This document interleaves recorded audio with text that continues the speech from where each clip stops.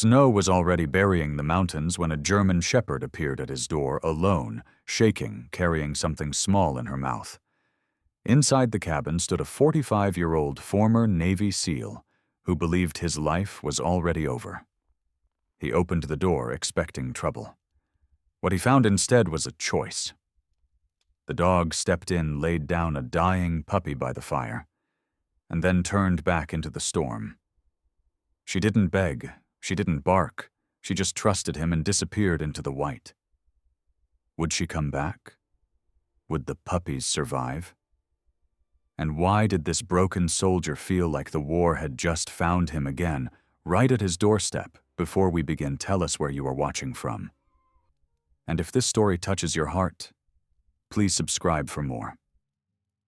Winter had swallowed the mountains of Montana whole, erasing dirt roads beneath heavy snow and turning pine forests into a white maze where sound itself seemed afraid to travel. Inside that silence, the storm moved like a living thing, pressing its weight against the land. Daniel Harris had learned to read storms the way some men read faces. At 45, he stood tall and broad-shouldered, his frame still solid from years of discipline, though time and memory had etched deep lines into his face. A short, dark beard streaked with gray framed a square jaw that rarely softened, and his eyes, steel blue, steady and distant, carried the quiet alertness of someone who never fully stood down. He wore the same clothes he always did in winter, a worn, dark brown leather jacket stiff with age, a red and navy flannel shirt beneath it, faded jeans rubbed thin at the knees, heavy cold-weather leather boots, and a gray wool scarf wrapped loosely around his neck. The outfit had become a kind of armor, unchanged through seasons like the memories he no longer tried to outrun. The cabin was old, built by hands that believed wood should endure hardship the way men did. Its beams creaked under the wind's pressure, the fire popping softly in the stone hearth, as if reminding Daniel it was still alive.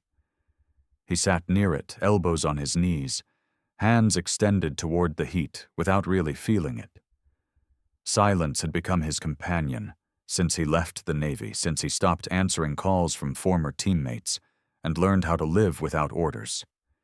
He was not hiding, at least not in his own mind. He had simply chosen a place where no one expected anything from him. The war had not ended for Daniel Harris. It had only lost its uniform. Faces came back when the nights grew, long men shouting over rotor blades, the smell of burning fuel, the weight of responsibility that never lifted. He had survived when others hadn't, and survival, he had learned, was not the same as living.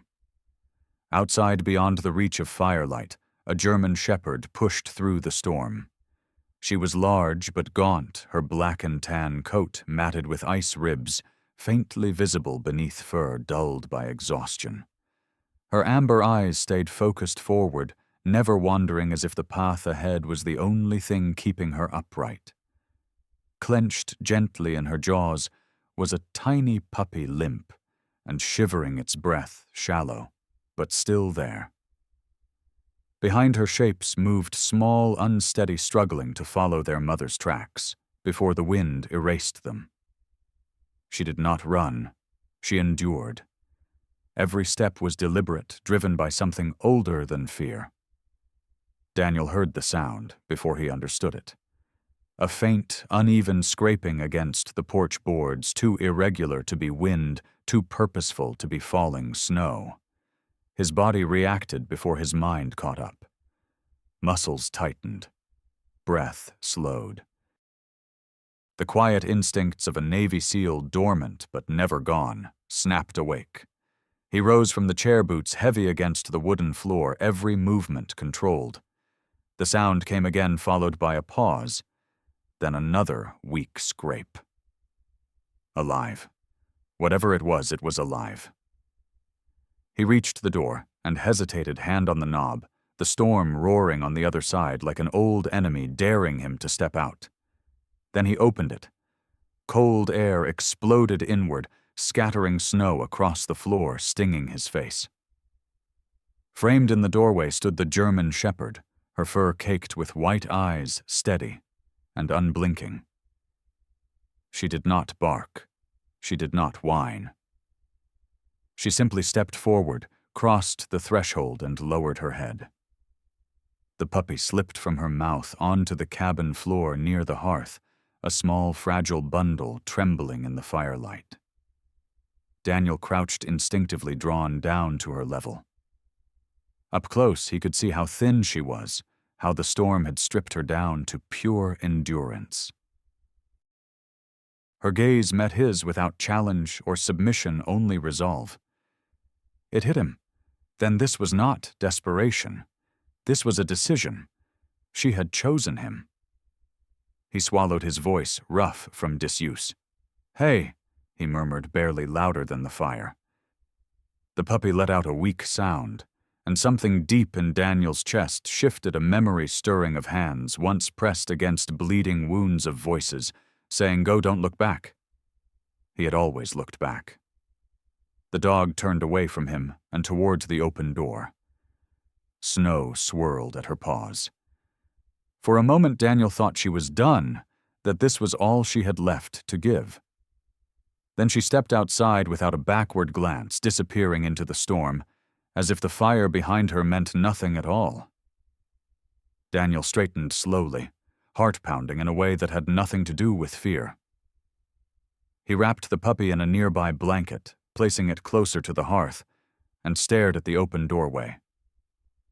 He did not know if she would return. He did not know if closing the door would save him from disappointment or doom, whatever still fought its way toward him through the snow. The wind howled, filling the cabin with cold and uncertainty. Daniel Harris stood there, caught between instinct and hesitation, between the life he had buried and the one now pressing against his threshold. The door remained open. Snow crept across the floor. Somewhere in the white beyond the German shepherd was either coming back, or she was gone forever. And Daniel realized that whatever happened next, something inside him had already been reopened. The storm loosened its grip just enough to breathe, though the cold still ruled the Montana mountains, pressing silence into every tree and ridge. Daniel Harris stood by the open door, the leather of his dark brown jacket stiff with frost, the red and navy flannel beneath it warm against his chest, snow curling inward across the floor like something alive. He did not move to close the door. He waited. The fire burned steady behind him, its glow catching on the gray wool scarf at his neck and the worn lines of his face. Years ago, waiting had meant survival. Tonight it meant faith, though he did not yet know that was what it was.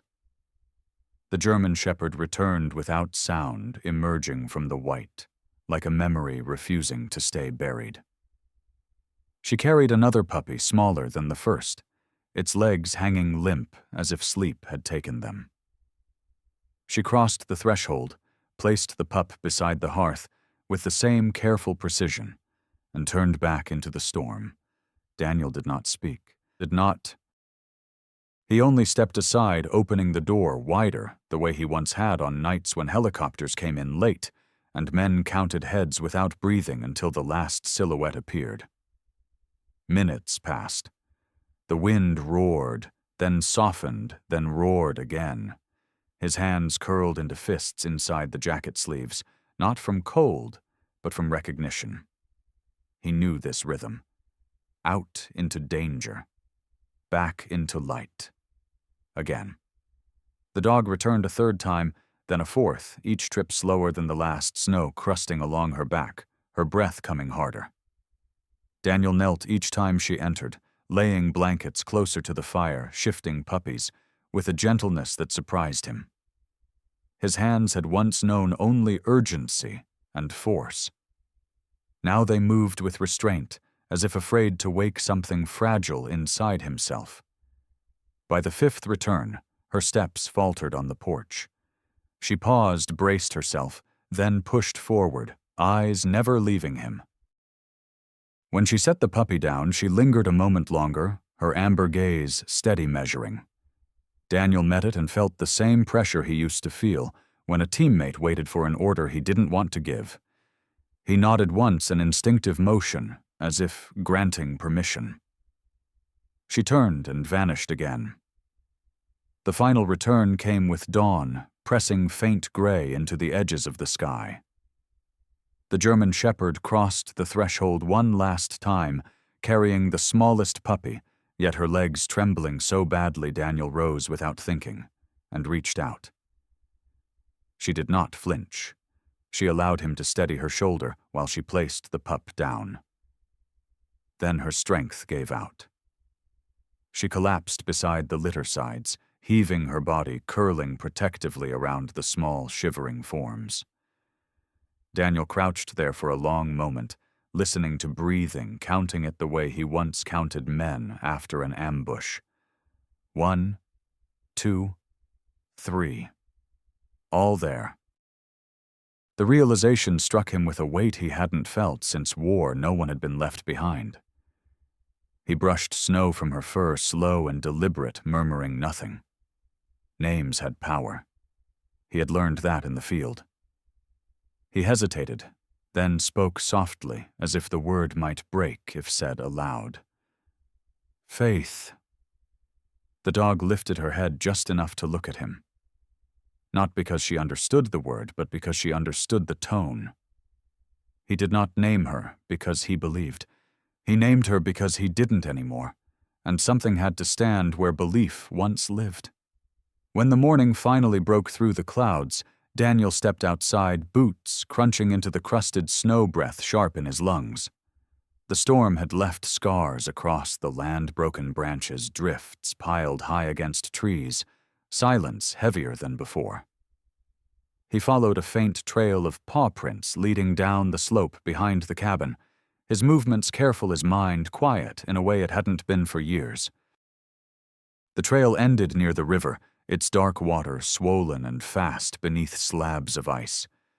There, half buried in debris and frozen mud, was what remained of a den wedged between exposed roots.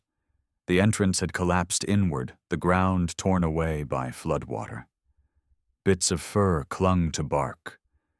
The smell of life lingered faintly, then nothing. Daniel straightened slowly, staring at the ruined hollow. If the dog had stayed one more night, if she had waited for daylight, none of the puppies would have survived. The truth settled into him with unsettling clarity. This had not been chance. He stood there longer than necessary, the river's sound pulling something loose in his chest. He had been chosen once before, selected for missions that required endurance judgment, the willingness to move when others froze. Back then, he had believed in purpose. Somewhere along the way, he had buried that belief along with too many names. Walking back toward the cabin, Daniel felt the old questions rise, but this time, they did not hollow him out. Why her? Why now? Why him? Inside Faith lifted her head when he returned, eyes tracking him with quiet awareness. The puppies slept in a tight knot, their bodies pressed together, alive. Daniel knelt beside them, the fire warming his knees, and for the first time in years, he did not feel like a man hiding from the world. He felt like someone standing watch again, not because he was ordered to, but because something depended on him. The storm had taken everything it could. It had failed. And as the light grew stronger through the cabin window, Daniel Harris allowed himself a thought that felt dangerous in its hope. Maybe he hadn't been spared for nothing. Maybe some instincts never fade, and maybe he had been called back not to war but to responsibility. Faith shifted closer to him, her breathing steady now, and Daniel stayed right where he was, letting the question linger without fear. Morning broke thin and pale over the Montana Valley, the air brittle with cold, and the sky washed clean by the storm's passing. Daniel Harris drove the narrow road with both hands on the wheel, his jaw set, eyes fixed ahead, the leather of his dark brown jacket creaking when he shifted. The red and navy flannel beneath it was still warm from the cabin fire, and the gray wool scarf sat heavy against his throat like a reminder to breathe. In the back seat, bundled in blankets, lay the smallest German Shepherd puppy, its chest moving in shallow, uneven rises. Faith sat upright beside it, her posture tense, amber eyes never leaving the fragile body. Daniel felt the old familiar pressure settle in his chest, the kind that came before hard decisions, before lives hinged on minutes. Cedar Valley Wildlife Rescue sat at the edge of town, a low wooden building backed by open fields and a line of cottonwoods stripped bare by winter. Laura Bennett stepped out as Daniel pulled in, already shrugging into her coat. She was in her mid-30s, tall and slim, with a quiet strength that showed in the way she moved. Her hair, a soft chestnut brown, was pulled into a loose braid that brushed the collar of her jacket strands, escaping around a face weathered more by long days than age. Her skin held a natural warmth, even in the cold, and her eyes, clear gray-green, were steady, observant, the kind that missed very little. Laura had grown up on a ranch, lost her first dog to a winter accident when she was 17, and learned early that staying calm could mean the difference between panic and survival. She recognized Daniel the moment he stepped out of the truck. Not his face, but his stillness. Men who had seen war carried it the same way animals carried old injuries, quietly, without display. "Bring her inside," Laura said, voice low, and controlled already moving. Daniel lifted the puppy, carefully cradling it against his chest. Faith followed without hesitation, close enough that her shoulder brushed his leg. Inside, the rescue center smelled faintly of antiseptic and hay. Laura laid out towels on a stainless steel table, her movements practiced and gentle. She examined the puppy with swift precision, fingers light, listening, watching. "She's hypothermic and weak," Laura said. "But she's still here." Daniel nodded once, swallowing. The words felt like a thin rope thrown across a widening gap. Faith stepped forward, then nudging the puppy toward Daniel with her nose. There was no sound, no urgency in her movement, only intent. Daniel froze, struck by the clarity of it. He had seen this before, wounded men pressed into his arms under fire, the silent message unmistakable. "You take him now." His hands trembled as he adjusted his grip, the weight impossibly small. Laura noticed and said nothing. She warmed blankets, set a heating pad low, prepared a syringe with milk replacer. The hours blurred together. Daniel held the puppy against his chest, while Laura worked their coordination unspoken. When the puppy's breathing faltered, Daniel felt it like a physical blow, his mind filling with old images he had spent years forcing down. Dust and smoke. A voice shouting a name he could never forget. He focused on the present, on the warmth beneath his palms, on Laura's calm instructions. Faith watched from the doorway, muscles tight, eyes tracking every movement, trust absolute and terrifying in its purity. Night fell without ceremony, the windows darkening the world outside, shrinking to snow and silence. Laura moved with tireless patience, rubbing the puppy's tiny chest in small circles, pausing only to check its heartbeat. Daniel stayed, ignoring the ache in his shoulders, the burn in his eyes. At one point, the puppy let out a thin, broken sound, more breath than voice, and Daniel felt something crack open inside him. He pressed his forehead briefly to his knuckles, shoulders shaking. Laura glanced away, giving him space. Faith stepped closer, her presence solid grounding. The puppy's breathing steadied gradually, the rise and fall growing more even. When Laura finally leaned back, exhaustion lining her face, she allowed herself a small nod. "She's fighting," she said quietly. Daniel didn't answer. Tears slipped free, unrestrained, surprising him with their heat. He wasn't mourning. He wasn't breaking. He was remembering what it felt like to matter. Laura rested a hand briefly on his shoulder, firm and reassuring. "You did good," she said, and meant it.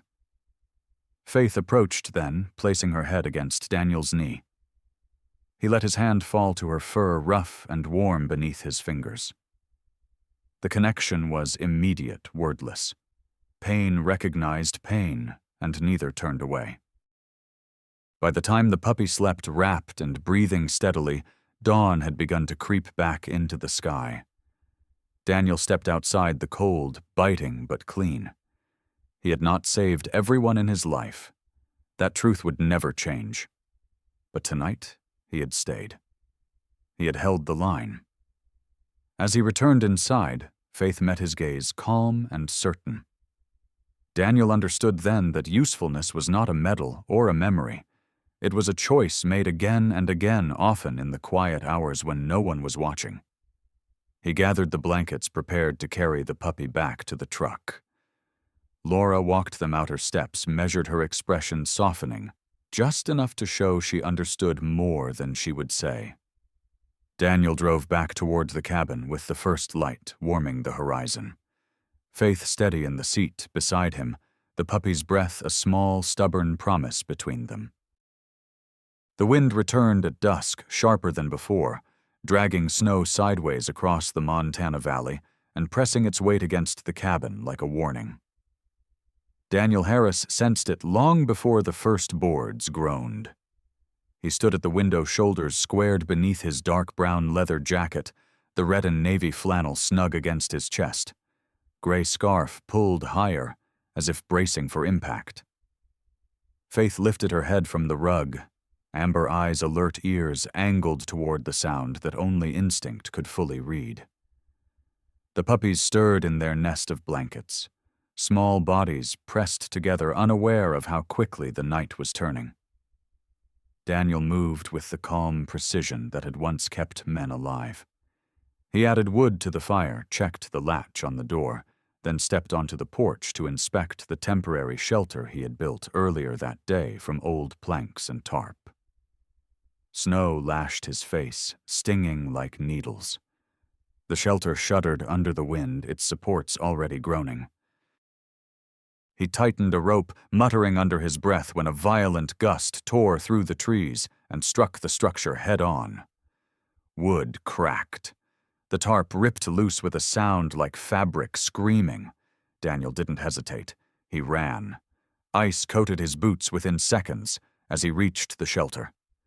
The roof buckled, collapsing inward in a splintering rush. He dove forward, tearing boards away with bare hands, the leather of his jacket instantly soaked and stiffening as snow packed against him. Inside, the puppies squealed thin, panicked sounds that cut through the storm.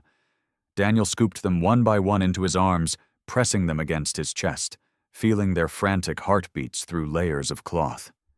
His breath came steady, controlled, even as his fingers burned with cold. Behind him, Faith planted herself between the wind and the ruined shelter, her stance wide and unyielding. Snow plastered her fur white, but she did not move, did not retreat. She stood guard, a living wall. The wind howled louder, shoving against Daniel's back, as if trying to drive him to his knees. He staggered but kept moving, cradling the puppies, turning toward the cabin light, glowing faintly through the storm. Faith followed at his side, close enough that her shoulder brushed his leg, matching his pace, shielding him where she could. They fought their way back to the porch, Daniel's boots slipping his muscles, screaming with effort. He shoved the door open with his shoulder and stumbled inside, slamming it shut behind them. Warmth hit like mercy. He dropped to his knees near the hearth, laying the puppies down gently, rubbing them dry with a towel, counting breaths, until the sound softened into whimpers, and then quiet. Faith shook the snow from her coat, sending a spray of melting ice across the floor, then turned immediately back toward the door. She paced once, twice, then stopped, standing squarely before it, ears forward, body taut. The storm battered the walls, rattled, The windows roared down the chimney. Daniel sank into the chair near the fire chest, heaving his jacket crusted with ice hands numb and raw. The cabin flickered between light and shadow. For a moment it felt exactly like a different place and time. The pressure, the noise, the sense that everything depended on endurance. The battlefield came back, uninvited dust in the air, radios crackling the certainty that if he moved wrong, someone would die. But he didn't fight the memory. He didn't shove it down or push past it. He let it stand there with him, just as Faith stood at the door. Daniel rose slowly and crossed the room, stopping beside her. He placed a hand on her back, feeling the tension in her muscles, the steady rhythm of her breathing. "Stand down," he said softly, more habit than command. Faith did not move. She remained where she was, gaze fixed on the door, daring the storm to try again. Daniel understood then that she wasn't guarding the cabin. She was guarding the life inside it. The wind surged, shaking the walls hard enough to make the lamps flicker. Daniel leaned his forehead briefly against the door, eyes closed, letting the roar wash over him. He had spent years running from nights like this, running from the weight of responsibility, from the knowledge that survival often came down to who stayed and who didn't. Tonight, he stayed. He did not pace. He did not brace himself for escape. He stood his ground shoulder to shoulder with a dog who understood duty without language. The puppies slept in a tight heap by the fire, small bodies rising and falling together. Daniel added more wood, the flames answering with a steady crackle. Hours dragged by. The storm screamed and then softened, then screamed again, testing resolve. Daniel remained awake, sitting on the floor with his back against the chair jacket, drying slowly by the heat. Faith eventually shifted, lying down, but keeping her head lifted, eyes never fully closing. When exhaustion finally tugged at Daniel, it did not pull him under the way it used to. He drifted aware of warmth of breathing, of the simple fact that he was not alone. Near dawn, the wind began to die, its fury fading into a low sigh through the pines. The cabin settled. Snow fell gently now, forgiving as if the night had spent its anger. Daniel woke with a start, heart racing, then realized the room was pale with early light. The storm had passed. He stood slowly, joints aching, and looked around. The puppies were alive, tucked together in sleep. Faith had moved from the door at last, curling near his chair, her body half against his leg. He rested a hand on her shoulder, the warmth solid and real beneath his palm. Outside, the world glittered under fresh snow, broken but standing. Daniel felt something unfamiliar and steady settle in his chest, not triumph, not relief, but acceptance. But he had faced the storm and the memory both, and neither had chased him away. For the first time standing in the quiet after chaos, Daniel Harris understood that strength did not always mean pushing forward. Sometimes it meant holding still and letting the storm pass without taking anything more. Spring arrived quietly in the Montana Valley, melting winter without asking permission, and leaving the land damp-breathing and new. Daniel Harris noticed the change in small ways. First, the softer air against his face. When he stepped outside, the sound of water running free beneath the ice, the way sunlight lingered longer on the porch boards. He stood there one morning in his familiar dark brown leather jacket, red and navy flannel faded but clean gray scarf, loose at his neck, watching Faith lie stretched in the grass while the puppies tumbled over one another. They were nearly 10 weeks old now, legs too long, ears too big, courage abundant and clumsy. Their coats shone black and tan in the sun, and their small bodies moved with a joy that filled the space winter had once owned. The cabin no longer felt like a place Daniel hid from the world. Its door opened often now. Trucks came up the drive. Voices carried across the clearing. Laura Bennett visited regularly, her presence easy and steady, her chestnut hair usually pulled back her practical boots, tracking mud instead of snow. She had a way of kneeling to greet each puppy, as if it mattered, checking ears' paws, heartbeats, never rushing. Laura spoke little about herself, but Daniel learned enough. She had lost her father to illness years ago and stayed because leaving felt like abandoning something unfinished. She understood staying when it would be easier to run. That was why they worked well together. The first adoption happened on a clear afternoon. A couple in their late 30s arrived, both teachers from a nearby town, their hands gentle, their eyes soft. Laura watched closely as they knelt, letting the puppy choose them. Daniel stood back, arms folded, jaw tight, feeling something unexpected twist inside him. He had carried men onto helicopters knowing he might never see them again. Letting go had never been easy. But when the puppy trotted towards the couple and climbed into the woman's lap, Faith watched without tension, her posture relaxed. Daniel took his cue from her. This was not loss. This was continuation. One by one, the puppies found homes. A retired firefighter chose the boldest male. A young woman no more than 25, with steady hands and quiet patience, took the smallest female, the one who had nearly slipped away that night. Daniel watched each departure, his emotions steady, but deep like a river no longer flooding its banks. Faith stayed near him through it all, calm, observant, accepting. She had given what she needed to give. Daniel began spending more time at Cedar Valley Wildlife Rescue, helping Laura with repairs, transport, feeding schedules. He didn't announce it as a decision. He simply showed up. His presence was solid, his movements sure. Volunteers noticed the way animals settled when he was near. Daniel didn't talk much, but when he did, his words mattered. Laura asked him one evening as they closed up, "You ever think about staying?" He looked at the kennels, the fading light, the quiet order.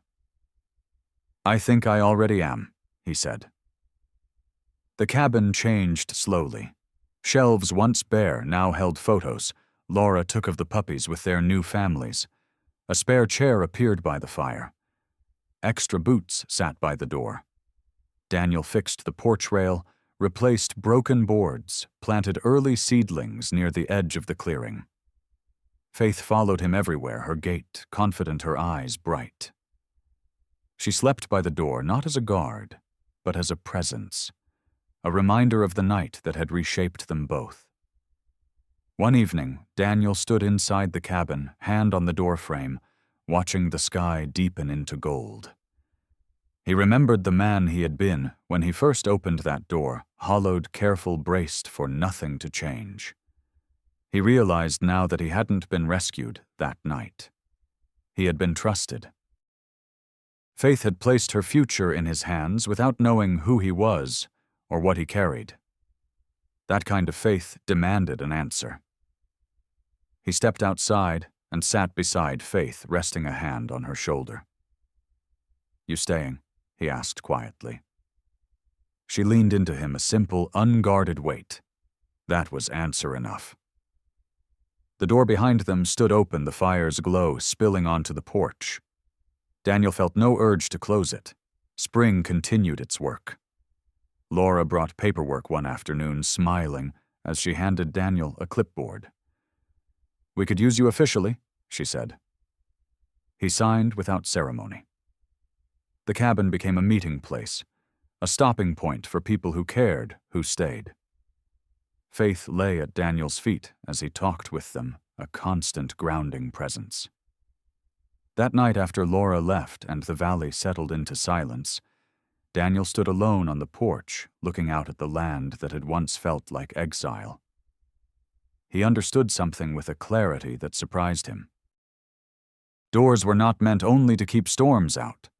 Some were meant to open you back up to let life walk in when you thought you were done.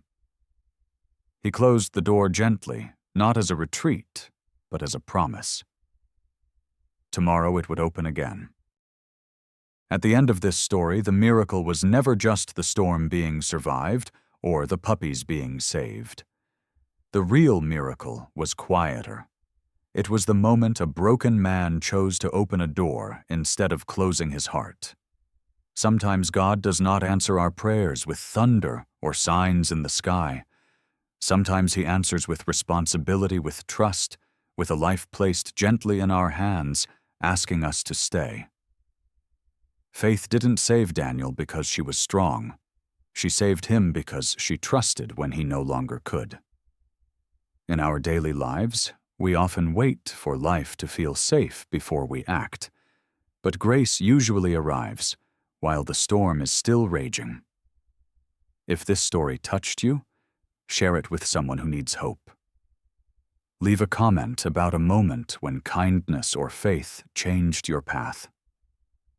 Subscribe to the channel for more stories of healing and second chances. May God bless you, protect your home, and remind you that even in your coldest season, you are never forgotten.